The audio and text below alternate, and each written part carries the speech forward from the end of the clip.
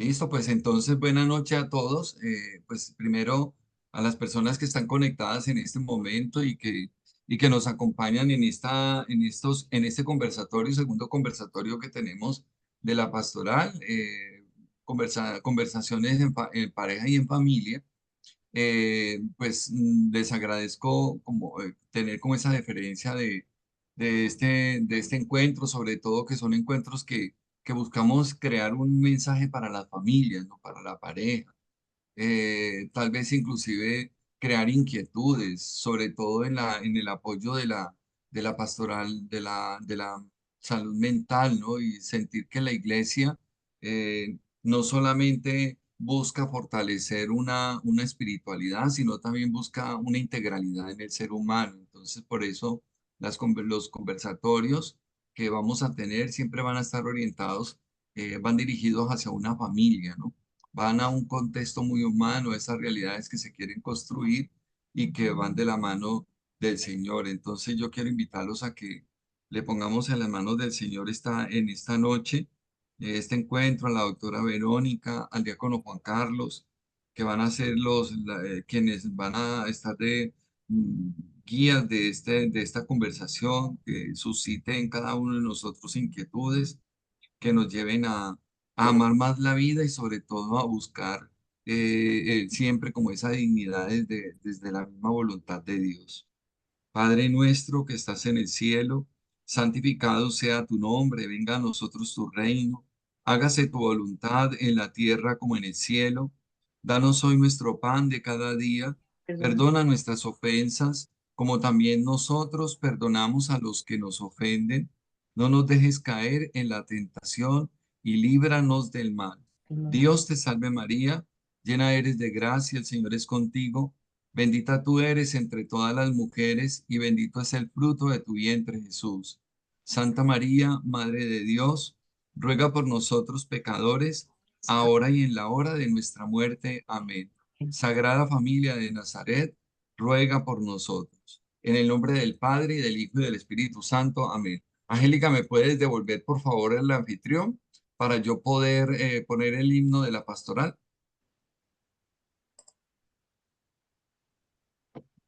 Ya voy, padre.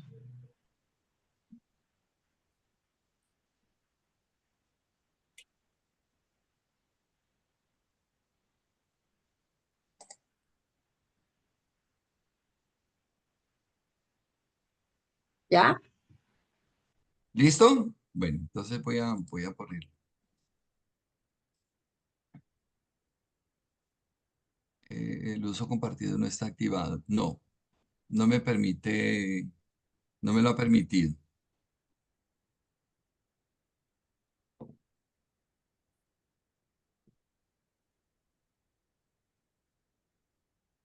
No, pues ya me lo coloqué. Señora, Ya voy, padre, porque ya lo coloqué aquí, pero un momentico. ¿sí? Ya, dígame ahorita. Listo, vamos a ver entonces. Vamos a ver si... No, usted sigue apareciendo como anfitriona. Ay, no, entonces ya sí no sé qué hacer. ¿Qué tiene que hacer allí, Angélica? ¿Ve, Luz Ángela? A mí no me permite hacer Aquí, nada. aquí dice, ¿quién puede iniciar una colaboración? Ya quité Usted separa donde está mi nombre, donde dice, donde está participantes, y donde está mi nombre, yo creo que ya. Espérate a ver si ya. No. Donde está mi nombre, ya le coloqué donde, a ser anfitrión, ya, ¿sí? ya. Ahora Eso, sí tiene ahora que sí. salirle. Ah, Sí, ahora sí, claro que sí, eso. Ahí sí la vi bien. Compartir con sonido y nos fuimos. No, usted me volvió a quitar el anfitrión. no, Ah, no, eso yo sí.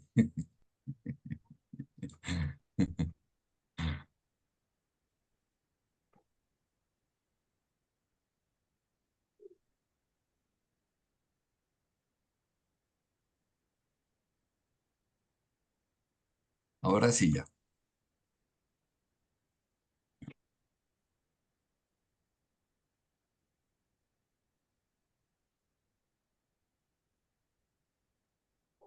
Pero no se escucha, padre.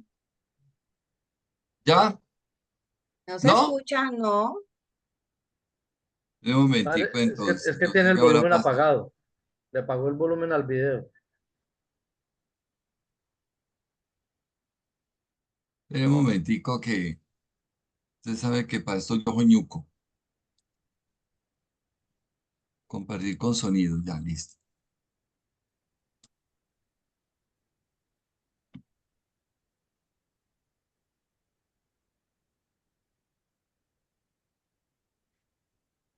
No se escucha. Sí, ya.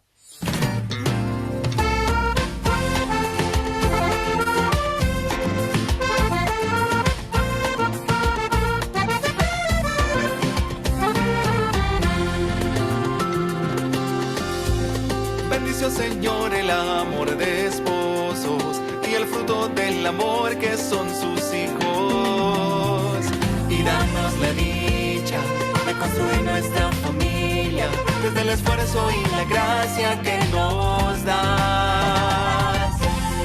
La vida nace de una decisión humana, es un pacto de amor y compromiso como padres, pero eres tu Señor, el gran artífice de ella, y como don sagrado nos la das.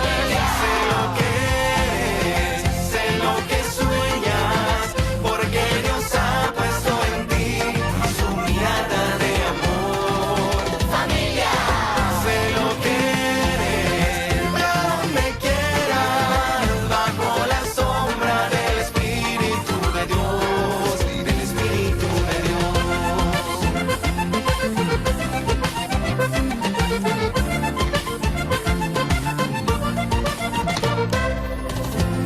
El Señor en medio de ti está ahora.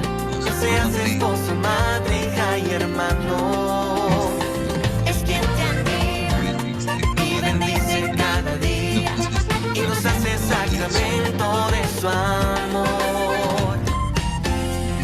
Resplandece, oh Señor, en mi familia, que tu luz guíe e ilumine nuestros días. Que el amor y el perdón y la alegría sean signos de la paz que tú nos das. Sé lo que eres, sé lo que sueñas, porque Dios ha puesto en ti su mirada de amor. Sé lo que eres, ve a donde quieras, bajo la sombra del Espíritu de Dios, Nuestra Señora de los remedios, eres la madre y patrona de nuestra ciudad. Hoy consagramos a ti nuestras familias, son ofrendas de amor que el Señor nos regaló. Sé lo que eres, sé lo que sueñas, porque Dios ha puesto en ti su mirada de amor. Sé lo que eres, ve a donde quieras, bajo la sombra del Espíritu de Dios. Sé lo que eres, ve a donde quieras, bajo la sombra del Espíritu de Dios, del Espíritu de Dios. Bueno, muy bien. Listo, ahora te voy a volver a ser anfitrión.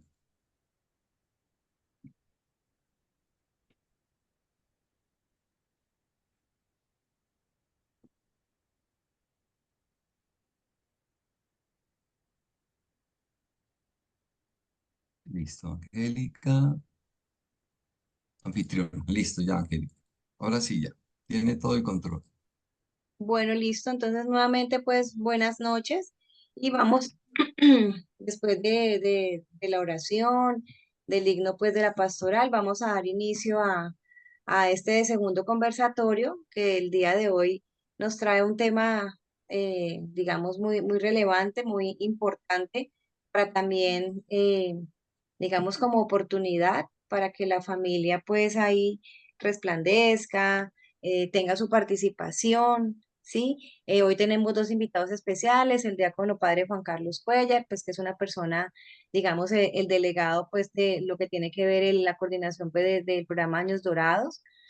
Él ahorita pues se presenta y también tenemos a la doctora Verónica Molina, ella es psicóloga, ella también ahora se va a presentar y también es una persona que tiene experiencia clínica, todo lo que tiene que ver pues con el tema hoy que nos compete, que es el de las demencias, ¿sí? Yo sé que estamos en el mes del Alzheimer y quisimos apostarle, fue una sugerencia, apostarle a este tema de cómo las demencias, sí, sabemos o ahorita pues en un ratico nos van a hablar de ese tema, algo muy, muy preciso, pero como las demencias como oportunidad también para ese cuidado y para esa unión y cómo una persona bajo este diagnóstico, pues en cierta manera la familia es eje, es pilar en ese proceso pues de llevarlo, de su procedimiento, de su seguimiento, de su control, en fin. Entonces yo los dejo pues aquí con las dos personas invitadas esta noche y la idea pues es que estas conversaciones de esta noche pues se puedan seguir replicando y puedan seguir sirviendo digamos siendo sanadoras y esperanzadoras para muchas familias que al pasar por esa situación pues no encuentran una solución. Entonces bienvenida doctora Verónica Molina y bienvenida diácono padre Juan Carlos. Tienen la palabra. Bueno, muchas gracias, Angélica, por la invitación. Bienvenidas a todas las personas que se han unido a este conversatorio. Entonces, dado que somos un número reducido, eso nos va a permitir hacer una conversación más íntima y más cercana de lo que hoy nos convoca. Como les decía Angélica, yo soy psicóloga y bueno, lidero un proyecto de salud mental y envejecimiento. Entonces, cuando Angélica me propuso participar en el conversatorio, pues gratamente acepté, pues porque hablar desde la fe, desde la espiritualidad, pero también desde lo que nos comparte la ciencia, no solo la ciencia clínica, sino la ciencia psicosocial, para hacer diferente la experiencia de las demencias en las familias, creo que es una oportunidad muy bella para hablar. Entonces le doy la palabra al padre Juan Carlos para que también se presente y luego sí ya iniciamos la conversa. Muchas gracias por la invitación. Mi nombre es Juan Carlos Cuellar, yo soy diácono de la Arquidiócesis de Cali. Como le decía la doctora Angélica, también estoy al frente de la coordinación del programa de Años Dorados, pues que hace parte de esa estrategia de acompañamiento y asistencia que se piensa realizar desde la Delegación Episcopal para la Familia y la Vida. En mi quehacer, pues yo trabajo en la comunidad donde estoy asignado por el señor arzobispo. También soy capellán del Hospital Isaías Duarte Cancino y llevo pues ya más de 20 años involucrado en todos los temas que tienen que ver con el cuidado y el acompañamiento de las personas mayores. Y hago parte también de una organización internacional que se llama Dementia and Friends, ser amigos de la demencia, los cuales precisamente se busca y se pretende de esta estrategia pues poder llevar un poco como la sensibilización y la y cambiar ese estigma que hay frente a la demencia cuando hace parte de nuestra realidad como familia o como personas. Entonces, pues de la Delegación Episcopal para la Familia y la Vida, la idea es que desde el programa de Años Dorados también podamos ser como ese faro en el camino, convertirnos, como lo dice el Papa Francisco, en una pastoral que aborde la cultura del envejecimiento de manera pues, positiva, de ver lo realmente importante que es envejecer, porque envejecer también se convierte en la riqueza de la humanidad y por tanto pues debemos de afrontarlo pues con una realidad más coherente también desde el Evangelio como cristianos que somos. Entonces, lo que pretendemos es que desde esta delegación y desde el programa Años Dorados, acompañar las diferentes realidades que existen en nuestras comunidades y poder abordar soluciones si es necesario y mostrar también la presencia de iglesia en esta etapa de la vida que finalmente, como se dice, es la más larga de la existencia humana. Entonces, estamos aquí para compartir experiencias desde lo profesional, desde lo clínico, desde lo psicológico y pues también desde lo pastoral y lo vivencial que nos convocan esta noche. Muchas gracias. Bueno, yo quiero empezar la conversación, nuestro querido padre Juan Carlos y todos los asistentes. Yo voy a lanzar algunas ideas provocadoras y la idea es que ustedes también como asistentes puedan levantar su manito y participar. Entonces, la primera provocación en la conversación es la siguiente. ¿Por qué son tan difíciles las demencias? ¿Sí? Entonces, yo les voy a compartir un poco mi apreciación y la idea es que podamos como conversar alrededor de eso. Entonces, lo primero para mí de por qué son tan difíciles las demencias tiene que ver con un gran duelo. Y es el duelo progresivo que hay que vivir cuando me toca despedirme de la idea que yo tenía de la persona que era mi papá o mi mamá, o sea, quien está padeciendo la demencia, sobre todo estos trastornos neurocognitivos mayores como el Alzheimer, ¿sí? O las demencias vasculares, que también son bastante comunes. Entonces, como se va viviendo una pérdida progresiva de funciones, hay que hacer un duelo de la persona que yo creía que era. Entonces, casi que las familias entran como en un estado de disociación entre como yo recuerdo a mi papá, la forma en la que hablaba mi papá, como yo hablaba con mi mamá, ya esa persona no la estoy encontrando. No la estoy encontrando en la interacción y empiezo a ver a alguien distinto. Entonces, para mí, esa es una de las grandes complejidades que hay al interior de las familias y es el duelo por el desconocimiento que empieza a haber de ese otro, ¿sí? Y entonces, eso va a hacer que cuidar a un extraño sea más difícil.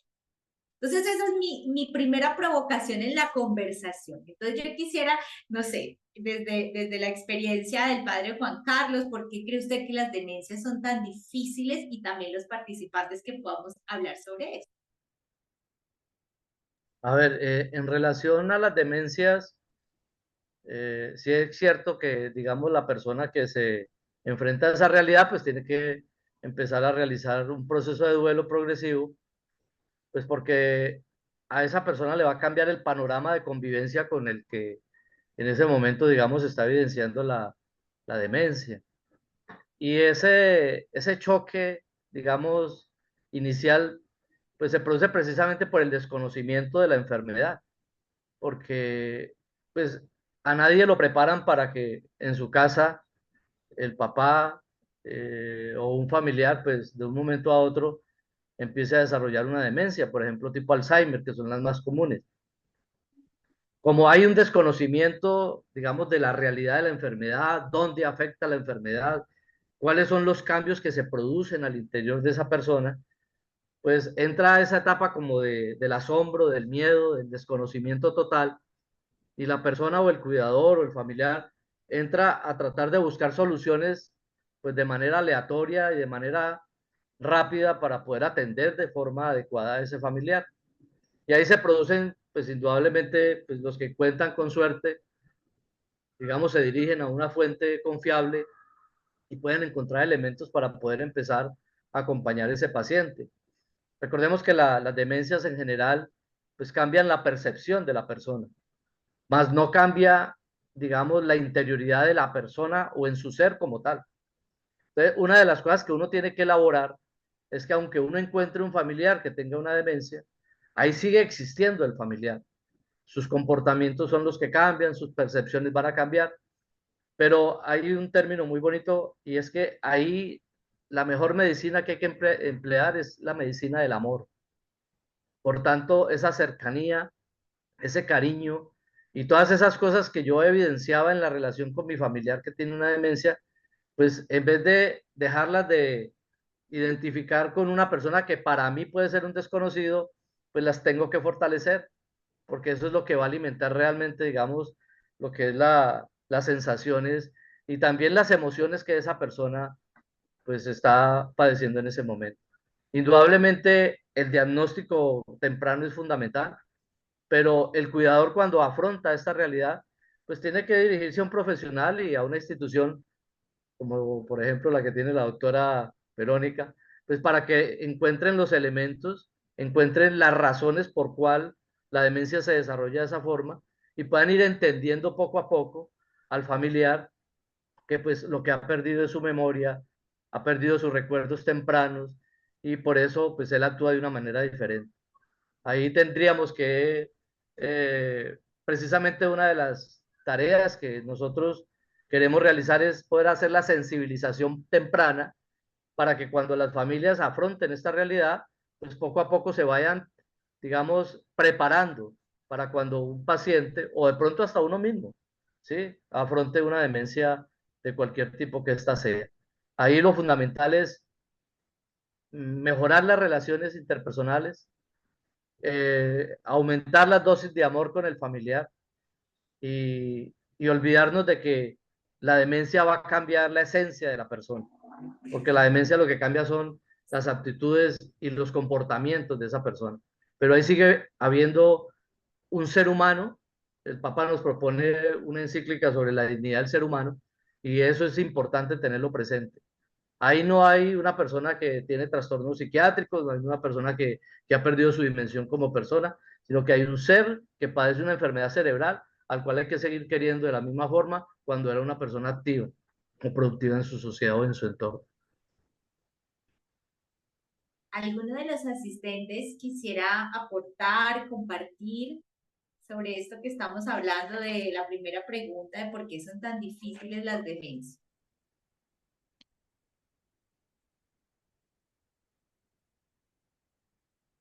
¿Listo? Yo, a ver, yo quisiera compartir algo dentro de las mismas experiencias que me ha tocado acompañar en en los mismos procesos de familia. Yo veo de que la gran dificultad que se le presenta a la familia, y va muy de la mano de lo que Juan Carlos está diciendo, es cómo nosotros eh, mm, no seguir viendo a nuestra mamá, a nuestro papá, eh, como lo que siempre ha sido, porque es que es decir, hay como hay unos cambios que se dan, lo que decían en comportamientos y actitudes que de pronto como que se va, como que a veces no me reconoce, como que a veces como que se le olvida, inclusive la cuestión del mismo descontrol de esfínteres que se da en esa experiencia, que en muchas ocasiones puede también ser muy dura, enfrentar esa realidad para mí a nivel de familia es bastante compleja. Decir, ¿qué es lo que dentro de la experiencia de ustedes, de Juan Carlos y de la doctora Verónica, eh, cuál es cuál es la primera recomendación que de pronto uno le tendría que hacer a una familia? Eh, Porque es que, es decir, yo me encuentro con el dolor de la familia, no solamente como sacerdote, sino también como psicólogo. Cómo ayudarles a ver ese ser humano que hay allí, porque hay un ser humano, y me gusta lo que tú estás diciendo, hay un ser humano. Cómo seguirlo viendo como mi mamá, como mi papá, cuando esa enfermedad que se empieza a ir como poco a poco, como que controlándola o controlándolo, que le hace perder ya también una noción de tiempo, de espacio que era tan activo, que era tan presente. Mi papá se me volvió, padre, papá se nos volvió muy agresivo en una familia, los atacaba con cuchillo. Llegó en algún momento casi que a estrangular a su esposa cuando empezó a coger fuerza esa situación. Entonces, eso, ¿cómo se maneja? ¿Cómo se Bueno, maneja? Porque me entonces parece complicado. allí es muy importante siempre tener criterio clínico y en la medida de lo posible interdisciplinario, ¿sí? O sea, no trabajar esto de manera intuitiva solamente por consejos, sino tener un seguimiento clínico, ¿sí? Entonces, que haya psiquiatría, neurología, psicología o incluso en algunos casos se requiere apoyo de trabajo social para poder construir la alternativa en la que todos los miembros de la familia tienen que estar cuidados. Entonces aquí quiero tocar un tema muy importante conectando lo que dijo el padre Juan Carlos hace un momento sobre la medicina del amor. La medicina del amor tiene que ser para todos los miembros de la familia, ¿sí? Porque cuando pensamos en el Alzheimer, no solamente lo padece la persona que tiene esa formación en sus cuerpos de las células de las células de su cerebro, en las neuronas, sino que lo padece toda la familia. Todos los que tienen que estar acompañando, o sea, vinculados de alguna manera con la angustia, con el dolor, con la tragedia que implica el diagnóstico, van a vivir la enfermedad. Aunque solo uno es quien la experimente en la materialidad del ser, ¿sí? Entonces, la medicina del amor tiene que ser para todos los miembros de la familia, ¿sí? Entonces, cuando tenemos un paciente, bueno, o un familiar apacible, es mucho más fácil lidiar, amar, consentir o respetar el proceso de la enfermedad.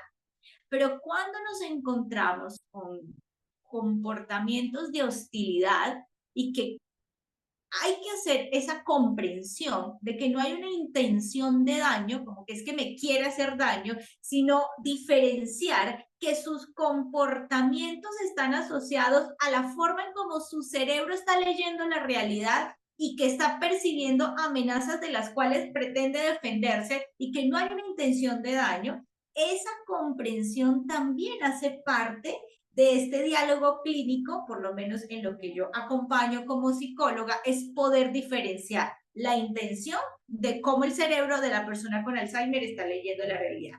Ya cierro aquí la idea. Y lo siguiente es que esa medicina de amor implique que todos reconozcan en qué medida pueden aportar el cuidado y también necesitan ser cuidados por los demás, incluso por el paciente que padece directamente la enfermedad. Ahí, es decir, escuchándote me acordé de un caso que también me tocó acompañar, porque el primer caso fue la familia, donde el papá, un tipo muy activo, una persona muy buen papá, dedicado a sus hijos, un buen esposo, pues con las normalidades de la vida de una relación de pareja, pero yo veía una familia muy bien constituida, ¿no? Cuando ya con el tiempo, inclusive yo me acuerdo que eso fue ya después de que volví de Italia, estamos hablando en el 2013 que ya volví, me encuentro con esa realidad y a mí me tocó atenderlos. Es decir, cuando me hablaba la esposa, me decía, padre, ya, es decir, ya me ha hecho 2 intentos me ha atacado, casi una vez me arroja por la ventana. La vez pasada cogió, nosotros ya nos tocó esconder todos los cuchillos y porque una vez me tiró y le tiró también a sus hijas cuando vio, pero como que se ensañó, precisamente fue con ella. Y también, escuchándote me acordé de unos papás de unos papás, no, de una mamá con su hija y con su hijo menor, un pelado de 15 años, sí, de 15 años, creo, no había cumplido los 15 años, y el papá se la dedicó, fue a él. Y no estamos hablando de personas, estamos hablando de un promedio de 60 años. Sí, el papá de este pelado era mucho más joven, pero es decir, estaba en los 50 y piola. Y resulta que cada rato, porque yo me acuerdo que inclusive la mamá le tocó empezar, porque ya había que crear ciertos cercos de protección, porque él se ensañó precisamente es con su hijo, el menor, y entonces lo agredió varias veces, inclusive en algún momento lo golpeó muy duro, al punto que ya entonces ya la mamá le daba mucho miedo que él lo viera porque parecía que se había como que se le había dedicado. Entonces, estos 2 momentos, y claro, lo que tú estás diciendo, no hay una intención de hacer daño, no hay intención de hacer daño. Pero, y dijiste una cosa que me parece muy importante y yo la quiero enmarcar, que es el cerebro está haciendo una lectura tergiversada o de otra manera muy distinta a como la están viendo todos los demás. Eso hace que de pronto los comportamientos adquieran una actitud más bien defensiva y de ataque, ¿no? Sí, allí es muy importante también reconocer o por lo menos hacer el esfuerzo por ubicar cómo está leyendo esa realidad y cuando una persona está perdiendo sus principales recursos de ubicarse en el mundo y de ser en el mundo, el nivel de miedo que siente la persona es altísimo. Y es un miedo irracional, porque como pierde precisamente la capacidad de raciocinio, de reconocimiento, de familiarización con el mundo, sus niveles de miedo y de angustia los hacen ser altamente defensivos en muchos casos, ¿sí? Entonces, cuando hacemos esa diferenciación de la intención de daño con el miedo que puede estar sintiendo porque se siente frágil, se siente vulnerable, porque no comprende el mundo. Una persona con un Alzheimer avanzado pierde la confianza en el mundo porque el mundo no le es familiar. Si usted se levanta y usted ve a su esposa, y usted no tiene un trastorno neurocognitivo mayor, usted lo puede reconocer, sabe que es su esposo, usted sabe cómo se llama, reconoce su voz, pero es que usted puede hacer eso porque su cerebro le permite evocar esa información. Una persona con un trastorno neurocognitivo mayor, sus neuronas han empezado, ¿qué es el Alzheimer? Son como unas formaciones de proteína alrededor de las células del cerebro, del cuerpo de la neurona. Entonces hace que gran parte de la información que te permite reconocer el mundo como algo familiar no esté. Por ende, levantarte todos los días en un lugar desconocido hace que los niveles de irritabilidad, de respuesta hostil estén también presentes, ¿sí? Entonces, comprender esa compleja realidad que vive la persona y que lo vive desde unos altos niveles de angustia. Una persona con Alzheimer no necesariamente está feliz, está muy angustiado porque desconoce el mundo. Entonces, que la familia podamos saber que tenemos que cuidarnos porque tampoco vamos a permitir ser agredidos, o sea, los límites van a ser importantes y las contenciones son importantes, pero no son contenciones desde el resentimiento de que me estás pegando, sino desde la comprensión de no estás viendo lo que yo estoy viendo, el mundo no te es familiar a ti. Doctora Verónica, con lo que usted acaba de decir, yo le quiero hacer una pregunta al diácono padre Juan Carlos. En la experiencia que usted tiene y hablando de que el amor tiene que ser para todos los miembros, ¿sí? No solamente en la persona que tiene la demencia, diácono. Para usted, en su experiencia, ¿cuáles son esos factores que llevan a que una familia quiera ser un factor protector y que en otros casos la propia familia sea un factor de riesgo? En su experiencia, ¿usted qué ha visto? ¿Qué lleva a que podamos proteger, pero otros incluso puedan dañar, puedan lastimar? Yo diría que hay varios elementos. Pues primero también es la historia de la familia como tal, o sea, las relaciones que la familia como tal ha venido viviendo a lo largo, digamos, de su, de su proceso o de su historia. Recordemos que una familia está conformada pues con varios miembros, ¿no? Y es muy, digamos, paradójico el tema de quién finalmente termina asumiendo el cuidado del enfermo o del paciente del Alzheimer, que es la persona que menos se lo ha planeado o es el que menos ha considerado, digamos, tener ese rol. Y eso siempre pasa, o sea, el que nunca ha estado con el familiar, pero vuelvo e insisto que el tema humano y el tema, digamos, interior es lo que determina cuál es el que se va a hacer cargo del paciente que padece, por ejemplo, en este caso el Alzheimer.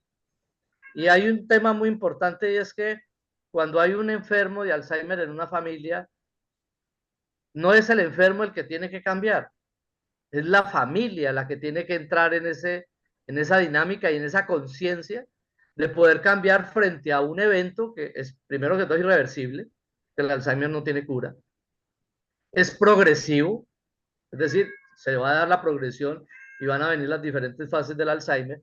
Entonces, la familia tiene que ponerse en un acuerdo familiar. ¿Cómo vamos a cuidar a nuestro familiar? Y para eso la doctora Verónica lo decía, pues uno tiene que valerse pues, de el estudio clínico, el acompañamiento, por ejemplo, interdisciplinario, pero hay que hacer un trabajo es al interior de cada una de las personas, porque soy yo el que tengo que modificar mi forma de pensar, mi forma de responderle, porque llegó el papá y le preguntó, ¿y usted cómo se llama? Y le pregunta 40 veces. Usted puede ir a la 20 vez ya entró en pánico y entró en rabia, terminó tratando mal al paciente. Entonces se forma ahí, digamos, un enfrentamiento que ¿quién lo produjo? Pues no lo produjo el enfermo de Alzheimer porque no era consciente de lo que estaba sucediendo. Es la persona consciente la que pues se desbordó de sus emociones, pudo tener control sobre sus reacciones y entonces ahí se produce, digamos, un enfrentamiento. Entonces, ahí el que se tiene que formar, el que se tiene que capacitar, el que tiene que adquirir elementos para poder atender la enfermedad de Alzheimer es la familia. Y eso se tiene que convertir, pues, indudablemente en consensos, porque pues, son los consensos dentro de la familia los que van a producir de que ese paciente o ese familiar de Alzheimer, pues tenga también, por ejemplo, en el Alzheimer hay una situación, y es que sabemos por estudios científicos de que lo que más se afecta en el Alzheimer es el hipocampo. En la amígdala, que es donde se guardan los sentimientos y se guardan las emociones de la persona, es lo que permanece durante más tiempo en la enfermedad y es lo que me permite una estimulación dentro de la enfermedad para producir un efecto que se llama la neuroplasticidad cerebral. Entonces, cuando yo conozco mi realidad y yo he tenido una relación sana con mi familiar y yo estoy dado a la tarea de poder hacer de que en la medida de las posibilidades, yo puedo hacer de que el pasado de esa persona se convierta en un presente a través del estímulo emocional, el cariño, el afecto, la paciencia, la templanza, ¿sí? Todo ese tipo de elementos que necesito tener, digamos, incorporados en mi vida para el cuidado de un enfermo de Alzheimer, pues va a permitir de que la calidad de vida del enfermo mejore, indudablemente. Pero ahí tiene que haber un acuerdo, digamos, de familia, porque cada uno dentro de la enfermedad y dentro del cuidado tiene para aportar en el cuidado la historia personal de cada uno de ellos. Y eso es lo que hay que potencializar a la hora, digamos, de estimular las emociones de la otra persona. Porque posiblemente las emociones que tiene el enfermo de Alzheimer, pues no son iguales de, digamos, de desencadenantes e importantes con todos los miembros de la familia. Lo que hay que tratar es de generar un acuerdo y un consenso familiar, cómo vamos cada uno desde nuestro rol a aportar, digamos, a la mejor calidad de vida del paciente.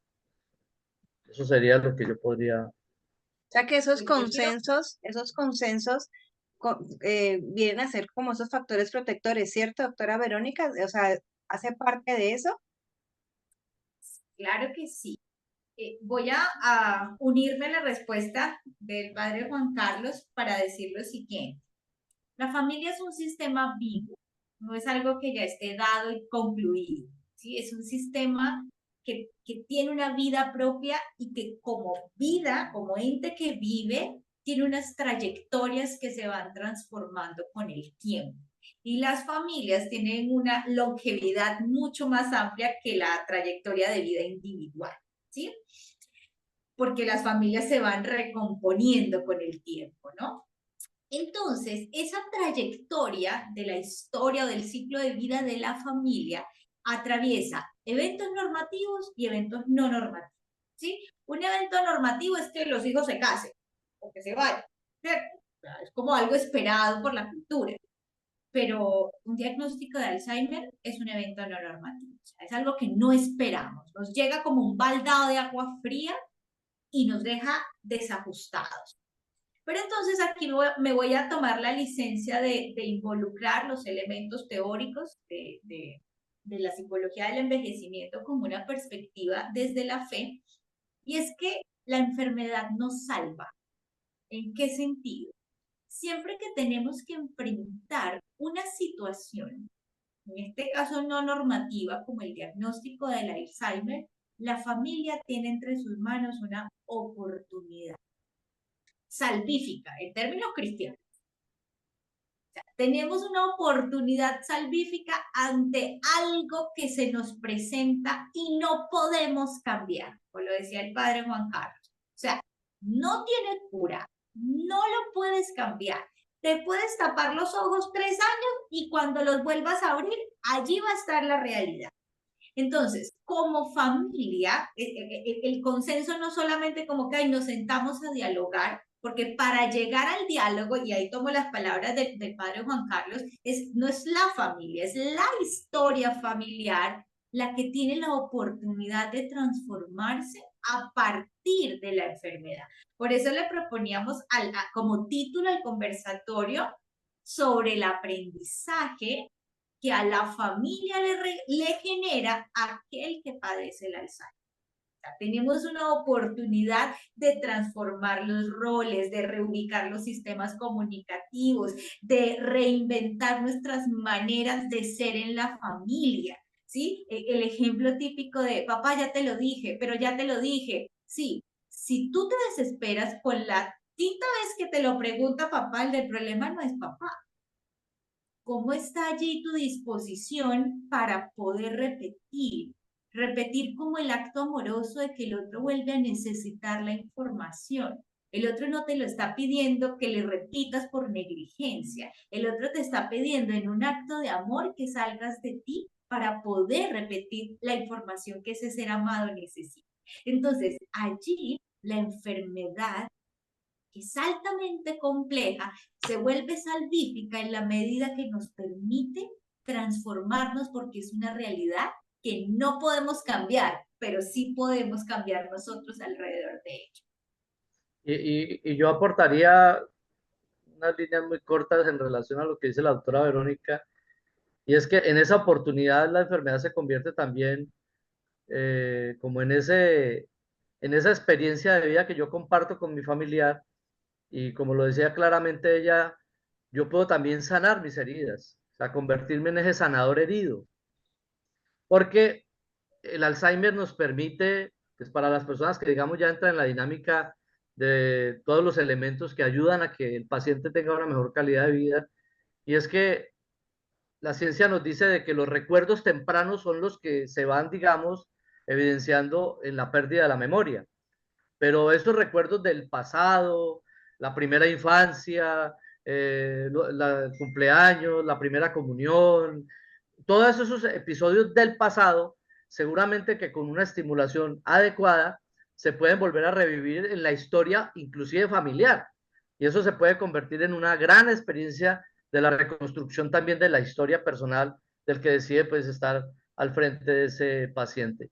Y es volver a restablecer incluso relaciones rotas entre las personas.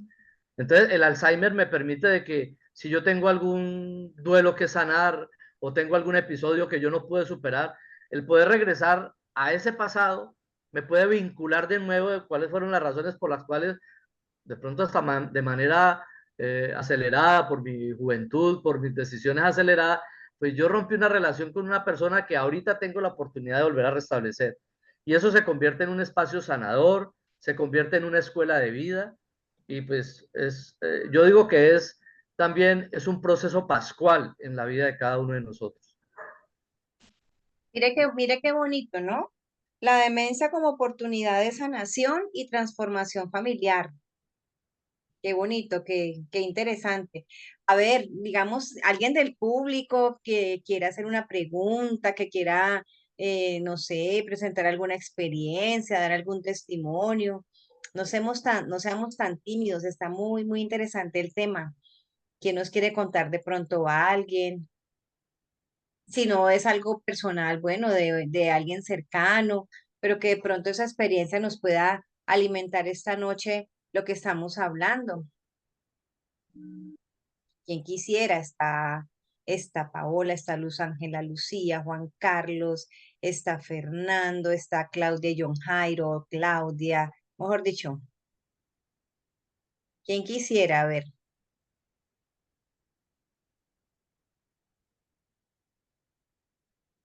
Están muy tímidos, están muy tímidos.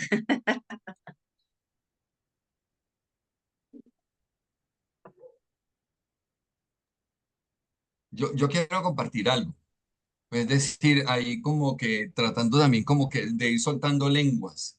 Eh, Hay algo que, por ejemplo, frente a lo que está diciendo Juan Carlos y la doctora Verónica, de ver esa realidad como una oportunidad, se me viene a la cabeza la imagen del ataque de las serpientes al pueblo de Israel en medio del desierto. Es decir, siempre me ha impactado a mí, y eso ha sido también tema de muchas reflexiones que he hecho con grupos y con las comunidades parroquiales, de cómo ver lo que me hace daño también como una oportunidad de salvación. Es decir, por ejemplo, uno dice, pero ¿por qué si el Señor ve que lo que nos está atacando son las serpientes? ¿Cómo es posible que le dice a Moisés que haga una imagen de una serpiente y la ponga en un estandarte y que todos los mordidos por una serpiente, quien vea la imagen de la serpiente se va a sanar? Entonces, porque uno dice, pero ¿por qué no dijo más bien de una paloma, de un gallo, de otra cosa? Porque dijiste algo y a mí me encantó también esas cositas, porque esto es un lenguaje muy de familia. Les agradezco a tanto Juan Carlos como a ti que está manejando las cuestiones muy desde el ambiente de la familia, porque es que estos son temas muy delicados. Nosotros, es decir, por más que nosotros no queramos ver la realidad es así. Y hablaba Juan Carlos de algo muy bonito y es los acuerdos de familia. Yo pienso de que a veces lo más duro de las realidades de la vida, cuando estamos golpeados por situaciones, es cuando nos vemos solos enfrentados a problemas. Pero cuando la familia, incluso, es chistoso, hoy hablaba con una persona, cómo a veces la muerte de un ser querido puede ayudar a unir a toda una familia, pero se necesitó que alguien se muriera. ¿Cómo es posible que precisamente esa misma realidad de ver, por ejemplo, cuando un hijo ve los sufrimientos de su mamá lidiando con su papá para poder sobrellevar la situación o viceversa? Es decir, eso va desarrollando ciertas capacidades de compasión, que es decir, ¿qué las hace, qué las mueve? Puede ser un rostro. Yo creo de que es la compasión, si no tiene rostro, no se llama compasión. Entonces siempre la compasión está suscitada por un rostro. La caridad tiene que tener rostro para poder, la necesidad tiene que tener rostro para que toque el corazón. Entonces, cuando nosotros vemos que esto es una realidad que tenemos que enfrentar, a veces yo ni juzgo ni tampoco culpabilizo a ninguna familia cuando no saben enfrentar las situaciones que se les presentan. Porque muchas veces, y son cosas que van apareciendo, nadie las provocó, es decir, nadie las buscó, pero sucedieron. Entonces, cuando entendemos que somos nosotros los que estamos en este momento sufriendo, pasando situaciones de dificultad, como también eso mismo nos lleva a nosotros mismos a, a generar ciertas capacidades resilientes, que eso no se sabe sino solamente en el momento de la situación de dificultad. Entonces, familias resilientes es un tema muy interesante que va como de la mano, pero la resiliencia no es la que aparece cuando se me quebró la uña. La resiliencia aparece cuando hay trauma. Sin trauma no hay resiliencia. La resiliencia es una actitud de volvernos a levantar cuando ya estábamos en el suelo para poder otra vez continuar el camino, pero un camino no a la topa tolondra, sino con dignidad, ¿no? Algo entonces con esto que vamos aquí encadenando en la conversación y es evitar quedarnos solos en la experiencia, ¿sí? Como que vivirlo en aislamiento y en soledad hace que sea más difícil aún. Entonces, que las familias, tanto al interior, esa cohesión que hay que desarrollar, esa distribución de roles y de tareas y de ajustes que hay que hacer permanentes, también se conecten con las redes de apoyo social, ¿sí? Tener con quién hablar, tener con quién resolver el problema, tener que las personas de nuestra comunidad sepan nuestra necesidad y que en momentos en que requiramos que el otro nos dé una mano, el otro, yo me pueda sentir en la confianza de poder pedirle a mi vecino, de poder pedirle a este amigo o a esta amiga que me acompañe, ¿sí? Que me soporte. Porque en las redes va a haber mayor certeza de que el cuidado de la salud mental de todos los que estamos alrededor de la enfermedad y de la demencia estemos más protegidos, ¿sí? Entonces aquí quiero poner en la mesa, en la conversación, el riesgo que tenemos al interior de las familias de la sobrecarga de las cuidadoras. Y digo cuidadoras porque si bien hay hombres cuidadores, la tendencia es a feminizar el cuidado. Yo acompaño un grupo de mujeres, de apoyo de mujeres cuidadoras, y me sorprende mucho cuando las mujeres dicen, es que como yo soy la única hija mujer, entonces yo tengo Mm. que cuidar a mi mamá o yo tengo que cuidar a mi Señora. papá, ¿sí? Entonces, si bien la disponibilidad del cuidado es de naturaleza, comillas, femenina, no es tarea solo de las mujeres, ¿sí? Entonces, evitar que en la familia haya un solo cuidador es altamente riesgoso, porque si yo tengo una persona que cuida y lleva toda la carga sistemática y eso se reproduce en el tiempo, el riesgo de que ese cuidador desarrolle envejecimiento patológico es altísimo.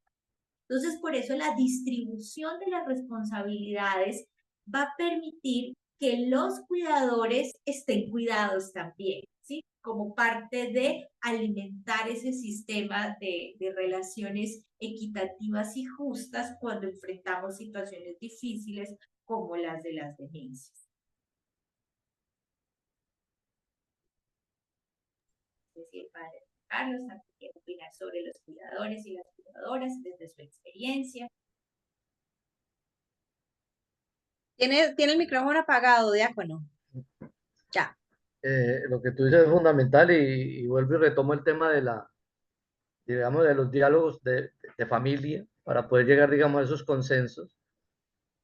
Normalmente siempre tiene que existir alguien dentro de ese círculo de cuidado, esa red de cuidado familiar, pues que tenga, digamos, la valentía, tenga los elementos, tenga pues también como ese poder de convencimiento y de, y de consenso para llegar precisamente a permear a todo el grupo familiar de que, pues que la enfermedad del Alzheimer dentro de la familia se convierte pues en una oportunidad de reconstruir incluso la historia de la misma familia.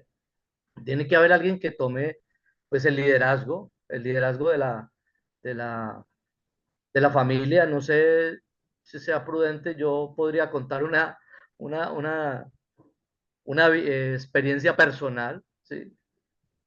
Cuando mi padre muere, eh, quedó solamente mi mamá y pues mis hermanos, nosotros somos cuatro hermanos más, y pues no sé si la condición de mi vida espiritual o la misión que yo, pues el Señor me ha colocado, me llevó a tomar como esa iniciativa y sentarme, por ejemplo, con mis hermanos en una reunión que parecía un concilio, en donde nos repartimos las responsabilidades, ¿sí?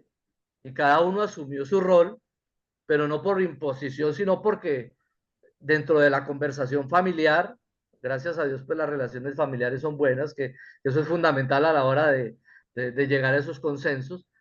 Pues yo soy el mayor de pronto así ha sido el más díscolo, pero de pronto en estas situaciones de pronto tiene un poquitico mayor de audiencia y se llegó al consenso de que pues yo me iba a quedar con el cuidado de mi madre, tiene 84 años. Después el Señor me regaló a mi tía de 86 para que la cuidara también porque se le murió el único hijo y pues decidimos acogerla. Pero es eso, ¿no? Tiene que haber alguien que decida tomar esa decisión y que a partir de esa decisión, que es familiar, pues se construyan vínculos y ahora entonces las relaciones familiares son mucho mejores, porque yo llamo a mis hermanos para que manden la plata, a mi hermana para que esté pendiente y eso ha construido, digamos, un diálogo dentro de las responsabilidades que cada uno asumió y pues ha fortalecido también los vínculos familiares, porque pues, la familia se convierte en digamos, en el vínculo y también en la herramienta fundamental para brindarle esa calidad de vida y cómo no darle uno todo entre todos a lo que a la persona que le ha entregado todo a uno. Entonces, ahí hay que entrar, digamos, desde lo espiritual también, ¿no? Y establecer los roles y establecer los acuerdos.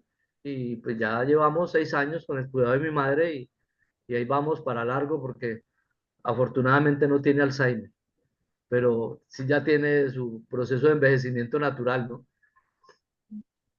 Mira, yo pienso, escuchándote a vos, Juan Carlos, yo pienso en algo y es lo que eso es como un criterio que manejo también a nivel profesional y sacerdotal. Y es que una de las cosas que generalmente hacen los problemas en la vida de nosotros es desconfigurar el vínculo, ¿no? Eso es una de las es como la primera consecuencia que viene ante el problema. Si el vínculo se desconfigura, es muy difícil que nosotros hagamos frente a la situación, porque yo ya dejo de ver al otro como mi esposo, mi esposa, mi papá, mi mamá, sino que es decir, ya, ¿por qué? Porque sus comportamientos y toda su manera de actuar, en el caso de este chico que yo les digo, que él le empezó a coger odio a ese señor, decía, es que ese señor, entonces ese señor es una desconfiguración del vínculo. Ahora, ¿qué es lo que yo también he visto frente a la misma manera como se enfrenta el problema? Y es lo que tú estabas diciendo. Es la parte del apoyo pastoral y espiritual.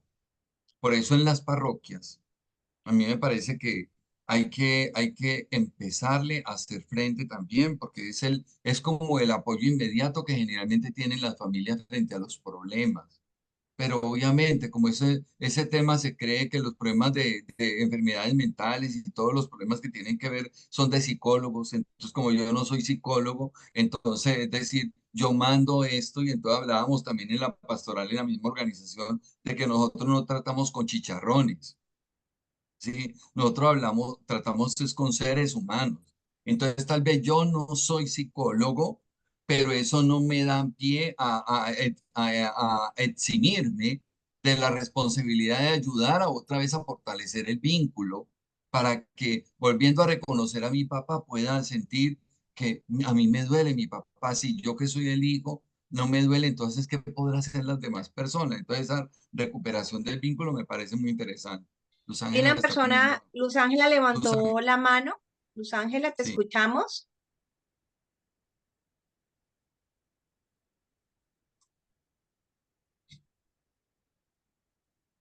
Angélica, y antes de que de pronto Luz Ángela comente, hay una cosa pequeñita que me llega a la mente y es que la persona que padece una enfermedad del Alzheimer no necesariamente, digamos, se comporta de la manera como fue desde sus sentimientos cuando era una persona productiva o era una persona que no tenía la enfermedad. Y ahí es donde cuando yo establezco ese vínculo y esa relación con mi familiar, a veces puedo identificar y gozar de muchas de las cosas que por el abatir y la carrera y las cosas de la vida, mi madre no me expresó, porque a veces se vuelven más cariñosos. A veces un enfermo de Alzheimer te expresa todo el cariño que nunca te expresó cuando era una persona que no tenía la Ajá, enfermedad. Entonces ajá. ahí entra un proceso de redescubrimiento de que pues yo estoy sacando de la enfermedad y de esta relación pues lo más valioso que puede tener mi familiar y mi ser querido. A veces uno en el abatir de la carrera, del trabajo, la universidad, las cosas, yo me pierdo de muchas cosas buenas, pero si hay algo que en el ser no se pierde, es su integridad y su ser, esa presencia del Señor en la vida, la ternura, el cariño, la acogida, la cercanía, ¿sí? Entonces, ahí hay una gran oportunidad. El Alzheimer no se puede ver como una catástrofe, sino como una gran oportunidad de reconstrucción de una historia que posiblemente nosotros, por el correr del tiempo, nos la hayamos perdido al lado de nuestro familiar. Muy Ahora sí, bien. Ángela. Ángela, Luz Ángela, te escuchamos. Gracias, gracias. Así como el diácono Juan Carlos, también quiero compartir con ustedes algo personal. En mi infancia, pues vi a mis abuelitos y siempre nos enseñaron en la familia que creo que es algo fundamental. Desde niña me enseñaron a respetar a los abuelitos y pienso que es es una parte fundamental, que es la raíz principal de todas las cosas, la familia, la enseñanza, el ejemplo. A mí me enseñaron a respetar a los abuelitos, a cuidar a los abuelitos siempre. Mis tías, al igual que el diácono Juan Carlos, se ocuparon de mis abuelitos, sufrieron derrames cerebrales y también problemas de demencia senil. Y mis tías, al igual que él, todos se unieron para tratarlos con muchísimo cariño. Y siempre nos presentaban, o sea, nos ponían en fila todos los nietos, 15 nietos, más de 15 nietos, Wow. como, sí, como recordándole a los abuelitos, ella es Luz Ángela, ella es Marta, ella es hija de tal, ella es hija de tal. Entonces eso nunca lo olvidé y es algo para mí muy importante y se lo he enseñado a mi hija, que primero son los ancianos, o sea, los abuelitos son muy importantes y que a ellos hay que ayudarles porque ya no tienen la misma capacidad. Entonces, desde pequeñita ella también ha hecho eso, amar mucho a los abuelitos. Y pienso que es algo fundamental, la familia, el ejemplo en la familia.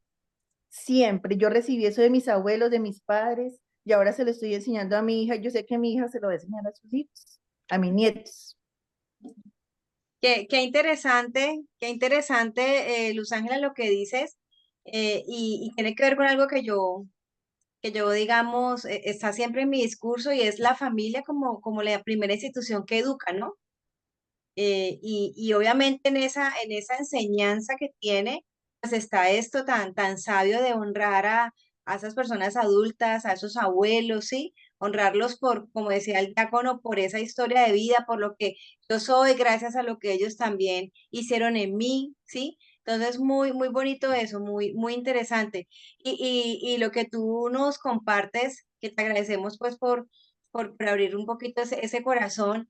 Fíjate la dinámica, ¿no? O sea, ustedes como equipo, como parte de una red de apoyo a esa persona, la dinámica, ¿no?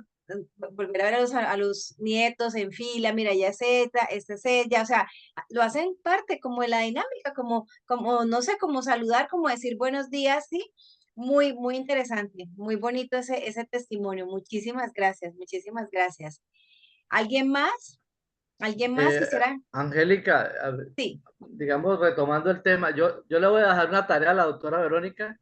Ella habló de un término que es demencia senil, para que usted aclare el término de demencia senil en relación a la enfermedad del Alzheimer. Lo otro, yo me referiría a esto ha sido una gran preocupación de la iglesia, el poder recuperar la posición, la importancia y el valor del adulto mayor, persona mayor, o como lo dice, digamos, la Biblia, el anciano, que en el término griego se llama presbiteros, o sea, presbítero. El anciano tiene pues una tarea relevante en la construcción de la historia de la salvación del ser humano. Y desafortunadamente por la misma dinámica del consumismo, pues al ser humano que ha llegado a esa edad, digamos, del envejecimiento, de su madurez, se le ha relegado a un punto donde, como dice el Papa Francisco, nos hemos convertido en la cultura del descarte. Ajá. Precisamente el Papa Francisco, cuando él funda la Jornada Mundial del Anciano, ¿sí? Y de las personas mayores, es repensando en recuperar de que la sociedad tiene que colocar al adulto mayor o al anciano en el lugar donde realmente le pertenece, porque es el adulto mayor el que contiene la historia, la cultura, las tradiciones, la gastronomía, pues de nuestra historia, de toda nuestra civilización y sociedad. Por eso tenemos que romper esa barrera de la separación intergeneracional que existe entre los jóvenes y entre los adultos. Y la tarea de nosotros como pastoral de la salud, pastoral del adulto mayor, del programa de Años Dorados, de la delegación de la familia, es precisamente de que dentro de la familia eh,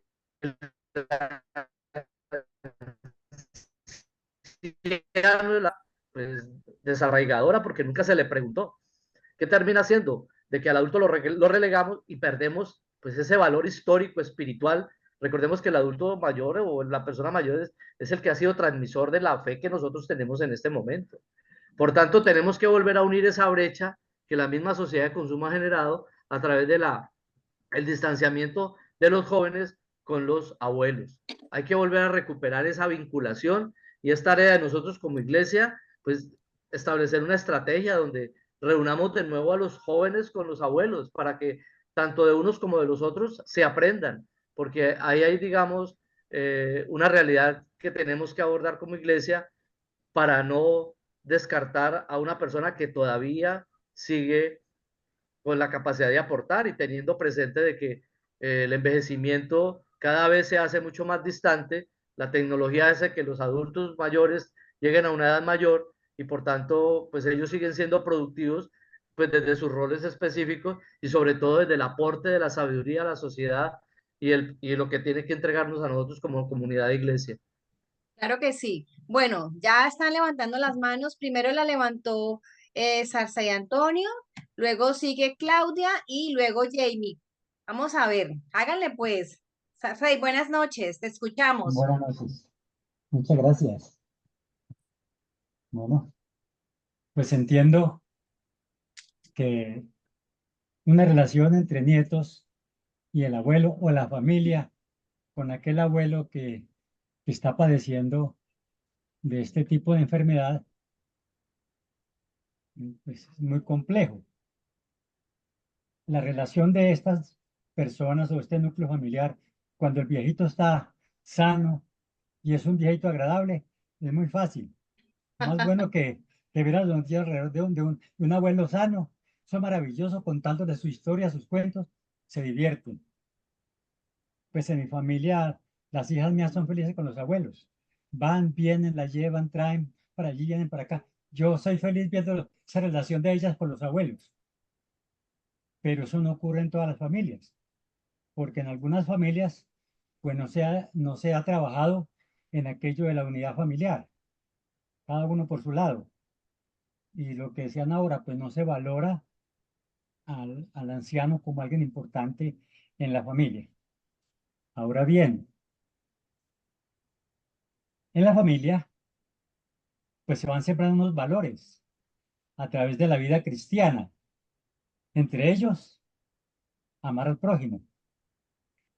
Cuando hablamos del prójimo, a veces no incluimos a nuestra familia como prójimo, sino como a otras personas.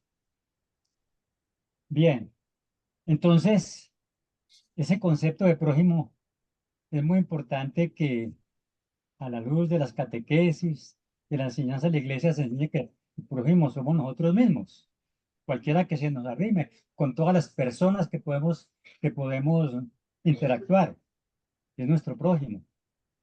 Y ese prójimo que está ahí, en nuestra condición de cristianos, estamos en la obligación de que si ellos necesitan de algo, pues ayudarlos a partir de las obras de misericordia.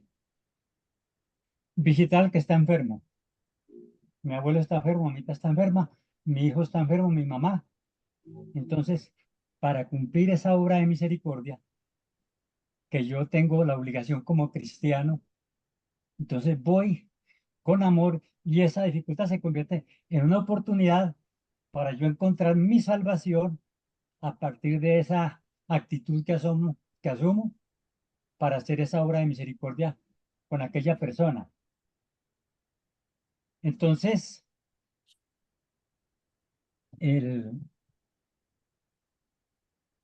el asunto es que podamos como comprender que el prójimo, todos, la obra de misericordia para salvarnos, oportunidad de ayudar al enfermo, de ayudar al que necesita. Y